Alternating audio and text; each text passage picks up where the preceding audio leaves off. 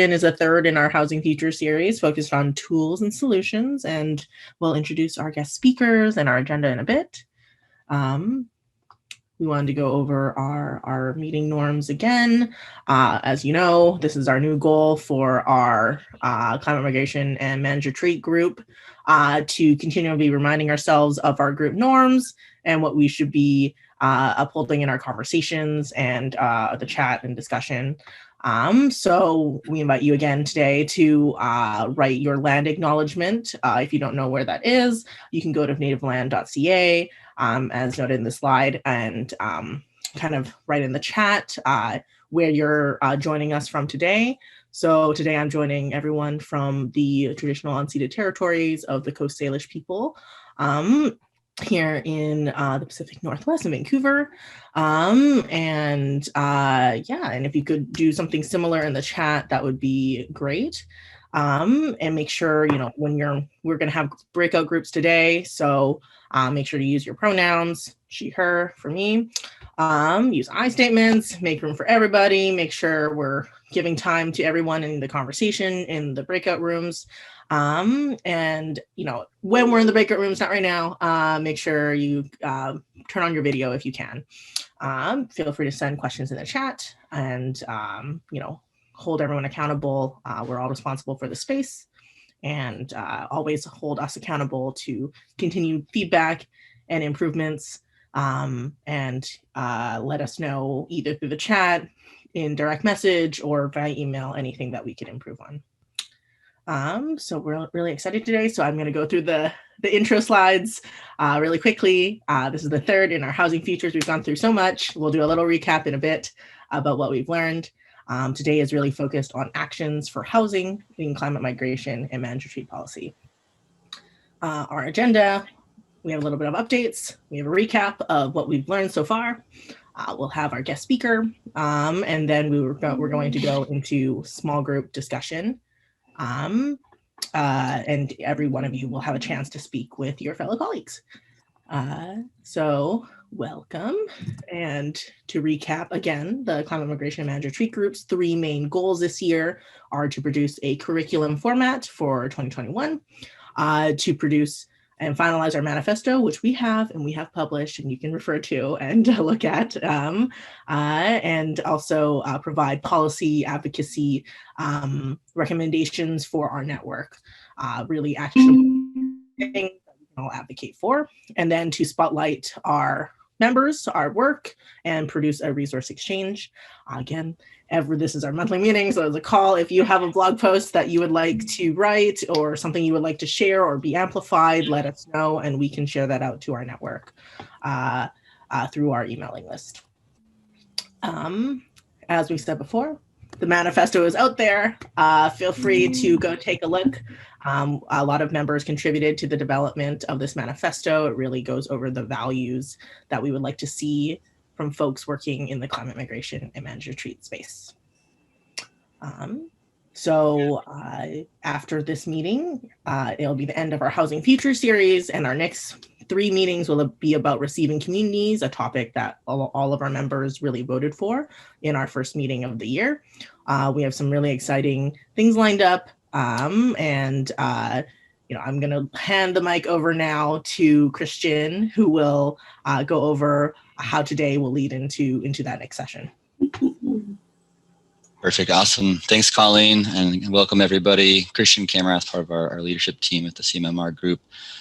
Just wanted to, quick recap of our first 2 sessions to kind of remind us as we head into this third one, and we're excited for our guests to be here today. And we think more about, actions, potential policies, solutions that can address the issues that we've been talking about. So in March, we heard from Dr. Jessica Garrison with UC Irvine, some notable trends that she talked about in Southern California as it related to wildfire risk and housing development.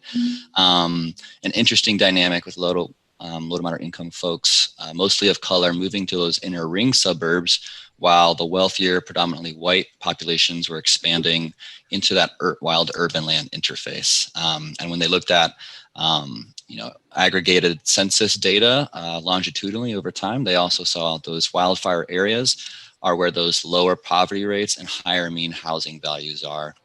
So you have those folks with means encroaching in that risky area. Another thing she noted that we see similar to flooding is that post-fire reconstruction is often larger, and it's very profitable for the folks that are doing it for multiple reasons.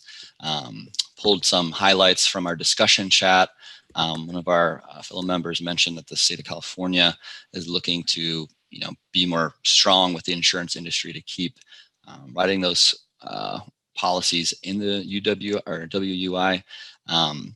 But the availability of that coverage, beyond the existing program is really deteriorating. So anyway, just a recap of some of the wildfire risk, dynamics, some similar that we see to flooding, some different when we look at the geography of Southern California. So if you go to the next slide, Colleen, just a reminder, we captured and brought some of the resources you all shared during the chat, and we can share these following the meeting in a follow-up email. But some really great things there. And then if we could go to the next slide, Colleen, just looking at our April session last month, we had a panel with some really great speakers giving an overview of flooding and affordable housing. So there we learned a bit about, maybe a lot of what we assumed, but the greater risk that's increasing for affordable housing units. Both, nationwide and in many cases, and with higher concentrations of vulnerable, affordable units. This is the coastal flooding after Dimitri's presentation. So, Dimitri, please. That sounds great. Thank you so much. My name is Dimitri Syros. I'm a second-year law student, an intern at the clinic at the University of Law.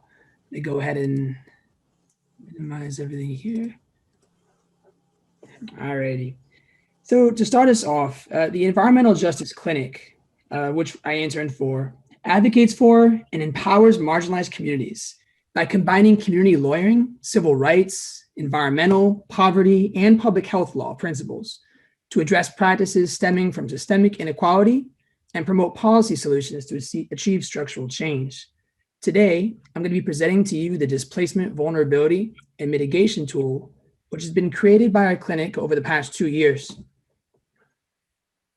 Communities throughout South Florida, including Little Haiti, Overtown, and Little Havana, have experienced hyperdevelopment over the past several decades, which has radically transformed the character and composition of these neighborhoods. These communities, with which the EJC works consistently, have identified displacement as their issue of greatest concern, because direct and indirect displacement is happening to many of Miami's most vulnerable communities.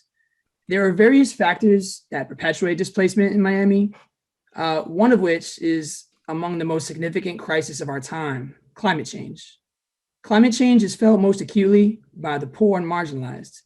In South Florida, the EJC recognizes that communities are already living with and adapting to a changing climate.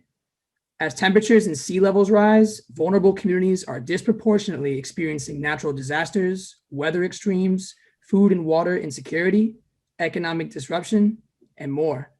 Of particular relevance in South Florida is the displacement occurs as a result of climate gentrification.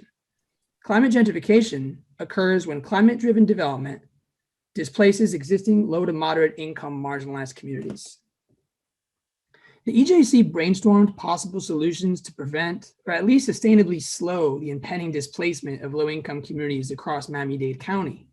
The EJC focused on solutions that would maximize the community's voice and shift power back to marginalized communities. In order to understand some of the effects of hyperdevelopment and its potential to cause displacement, our clinic turned to some of the most prominent research studies and exemplar city planning tools created over the past decade. You'll see a few listed on this slide. After canvassing the research and collaborating with community partners, the EJC created the Displacement Vulnerability Mitigation tool, or how we call it, the DVMT. Our tool focuses on shifting power back to marginalized communities and maintaining the character of neighborhoods as they develop. The DVMT aims to forecast potential displacement that could occur as a result of a given development and seeks to equip both developers and city government with effective strategies to mitigate that displacement. The DVMT is intended to be extremely flexible and is not designed to discourage new development. Local municipalities should feel free to adopt the DVMT in any manner that meets the unique needs of their community and is in accord with local and state regulations. The DVMT is designed to ensure that communities and current residents are benefited and protected when development does emerge. Some of the potential stakeholders of the DVMT include residents, business owners, developers, and more. The tool helps community stakeholders and developers alike, creating a metric by which discussions can begin. The tool creates a visual by which the effects of development can be calculated, seen, and understood. The DVMT is made up of 3 parts that essentially do the following. Part 1 provides a survey function. Part 2, forecasting. And part 3 are the presentation of mitigation strategies to mitigate displacement.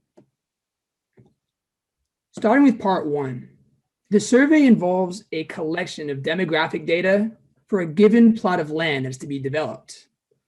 Essentially, in testing our tool, we realized that many developers take up multiple census tracts, or multiple municipal blocks during development, which highlights the large-scale development that we've been seeing in Miami. The Part 1 survey data then serves as a basis for determining the amount of potential displacement that could occur as a result of a potential development. Some of the areas that we cover in this survey and many of these categories are informed directly by research of other city models. And some of these categories that we ask about include opportunity zones, age, as well as other indicators like economic indicators, transportation indicators, and of course, environmental indicators. Moving into part 2, data collected from part 1 is numerically tabulated to yield a score of 1 through 100 for a given hypothetical development. For part 2, 4 categories are then created, inputting ranges within the 100 points, which you'll notice on the bottom of the slide. Each category is designed to represent a certain susceptibility of that specific area as it pertains to the potential for displacement. So you'll notice 39 points or below, least susceptible, all the way to very susceptible at 70 or more points. This connects with part 3, as based on which part 2 category a development falls into, it connects with a series of part 3 mitigation efforts, which again range from least susceptible to most susceptible. I have here some of the categories included in part 3.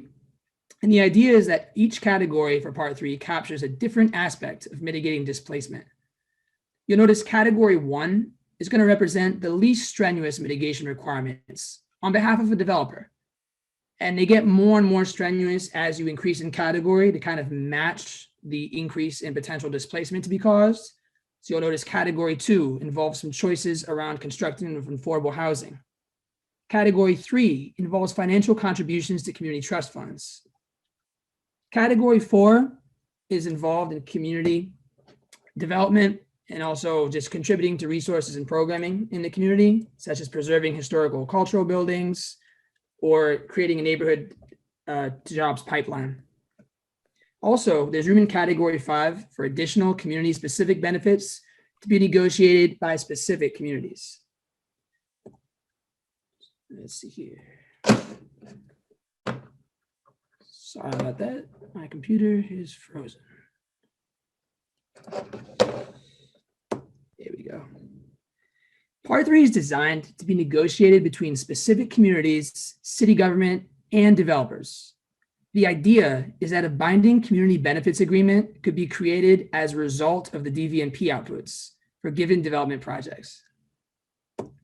The DVMT is designed to be incredibly flexible and can be used for a variety of different kinds of developments.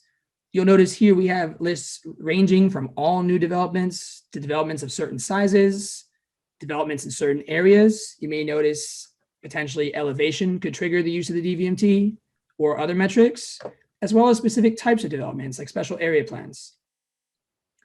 Let's take a look at the DVMT in action. For the following hypothetical developments, we ran through all 3 steps of our DVMT to yield scores of 1 through 100 for various hypothetical developments taking place in Miami.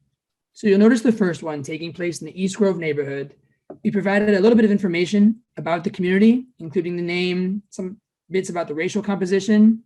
You'll notice a very high median income here, as well as other metrics like flood risk. And this development, East Grove, ranged a score of 35 points out of 100, placing it into our least susceptible category, and proposing the least strenuous mitigation strategy down here with a contribution to community resource or program. We ran others in Flagemi, for example. You'll notice it bumps up to moderately susceptible at a score of 43 points for the very same type of development, a 15-unit apartment complex. You'll notice some demographic differences between these two neighborhoods and more strenuous mitigation efforts. This continues with our last two as well, Little Havana, as well as Overtown. You'll notice bumping up in ranges, with Overtown ranging at 88 points, putting it in our highest category of very susceptible. You'll notice different demographic information. And finally, this will have the most robust collection of mitigation strategies requested and recommended by as a result. Finally, coming to now, our team is collaborating with community partners to canvass upcoming developments taking place in South Florida. We're in turn running updated beta tests on these developments and providing community organizations with DVMT data to provide meaningful insights. We're using GIS tracking data to help collect everything and plot into visual maps to provide community partners and really empower them. At this point, I want to thank you for your time today and would like to open the floor to any questions or feedback that you might have about the DVMT.